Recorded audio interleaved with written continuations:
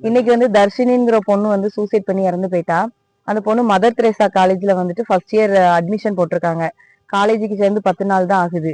இப்போ இந்த தர்ஷினிங்கிற பொண்ணுக்கு வந்துட்டு அம்மா கிடையாது. அப்பா இருக்காங்க. பட் அவங்க ஃபேமிலியை விட்டு போய் பல வருஷம் ஆயிட்டு. அவங்களுக்கு ஒரு தங்கச்சி மதுன்னு சொல்லிட்டு ஒரு தங்கச்சி இருக்கா. அவங்க பாட்டி வளர்ப்புல தான் வளர்ந்துட்டு இருக்காங்க.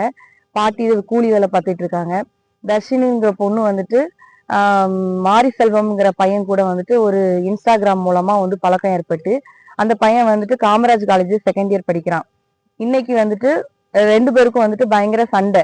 சண்டையில வந்து அந்த பொண்ணு அந்த பையன் கிட்ட பேசுறது, அந்த பையன் இந்த பொண்ணு கிட்ட பேசுறது, 2 பேரும் சண்டை போட்டிருக்காங்க. அந்த பையன் வீட்டுக்கு வந்து இந்த பொண்ணு கிட்ட சண்டை போடுறதும், இன்ஸ்டாகிராம்ல ஸ்டோரி போட்டா ஏன் ஸ்டோரி போட்டேன்னு சொல்லி சண்டை போட்டு இந்த மாதிரி இவங்களுக்குள்ள வாக்குவாதம் வந்திருக்கு.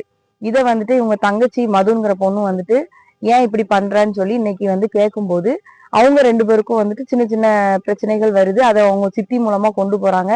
அவங்க சித்தி வெளியூர்ல இருக்காங்க. அவங்க கிட்ட கொண்டு போய் இந்த இதை பேசிட்டு வரும்போது இந்த பொண்ணு வெளியே போயிட்டு திருப்பி வீட்டுக்குள்ள வர்றதுக்குள்ள அந்த பொண்ணு வந்து சூசைட் பண்ணி இறந்து போயிட்டா.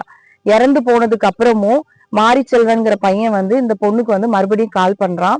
கால் பண்ணும்போது இந்த மாதிரி இந்த மதுங்கிற பொண்ணு வந்து என்ன சொல்றா அப்படின்னா, எங்க அக்கா வந்து சூசைட் பண்ணி இறந்து போயிட்டாங்கிற தகவலை வந்து சொல்றா.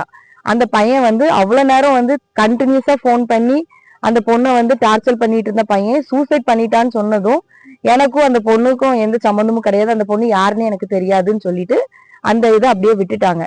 இப்போ வந்துட்டு இந்த பொண்ணு பாடி வந்து ஜிஹெச்ல இருக்குது. இது வரைக்கும் என்ன ஒரு ஆக்ஷனும் எடுக்கல. இப்ப நாங்க கம்ப்ளைண்ட் கொடுக்கறதுக்காக தெர்மல் ஸ்டேஷனுக்கு நாங்க வந்திருக்கோம். இங்க அவங்களோட சொந்தக்காரங்க எல்லாரும் வந்திருக்காங்க. அவங்க பாட்டி, வயசான பாட்டி இங்க அழுதுகிட்டே இருக்காங்க. அவங்கதான் வந்து சின்னதுல இருந்தே வளர்த்துட்டு இருக்காங்க.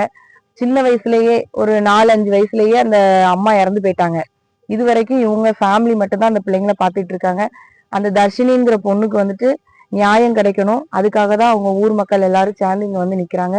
கண்டிப்பா நாங்க கம்ப்ளைண்ட் கொடுத்துருக்கோம்.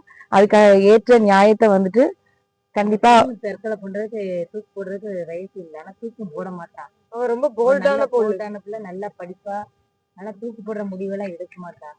அந்த பொண்ணுக்கு வந்து 17 வயசு தான் ஆகுது. பர்த் சர்டிபிகேட் படி 2008ல பிறந்திருக்காங்க.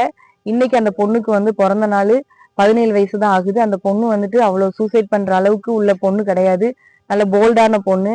என்ன காரணம் என்னங்கிறத வந்து காவல்துறை வந்து சீக்கிரமா வந்து துரிதமா அந்த ஆக்ஷன் எடுத்து அந்த பொண்ணுக்கு வந்து நியாயமான தீர்ப்பை வந்துட்டு அவங்க வாங்கி கொடுக்கணும். நான் வழக்கறிஞர் நான்சி சோபனா ஜெனிஃபர், தூத்துக்குடியில வந்துட்டு வழக்கறிஞராக பணியாற்றி வருகிறேன். இந்த பொண்ணோட நியாயத்துக்காக நான் இன்னைக்கு